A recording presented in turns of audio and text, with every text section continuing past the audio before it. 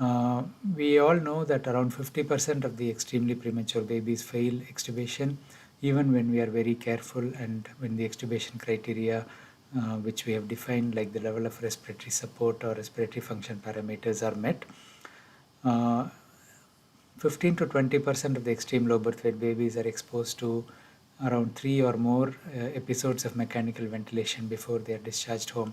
So this is due to various factors. Of course, they are at risk of infection, NEC, and so on, but also inability to time the extubation properly is a factor as well. Failed extubation has been shown to be associated with increased risk of severe IVH, mortality, bronchopulmonary dysplasia, death or BPD, longer hospitalization, and longer duration of supplemental oxygen and ventilatory support. So they're all linked, that when you fail extubation, the baby has further worsening of the lung injury. It could also mean that the lung injury was more severe from the outset. So what are the factors that affect extubation and the weaning and extubation?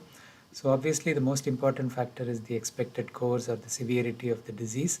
What is the underlying lung condition? In premature babies, it's mostly RDS, but secondary intubation episodes may be due to NEC or BPD and so on.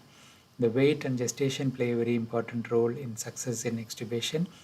The hemodynamic stability, presence or absence of sepsis, and related conditions are important as well. And when we start weaning, how the baby responds to the weaning measures is one of the predictors. So if the baby tolerates the weaning process well, it's more likely that you would succeed with extubation. So we have to go by the parameters like pressure and oxygen requirements, as well as the blood gas parameters, to assess how well the baby is tolerating this.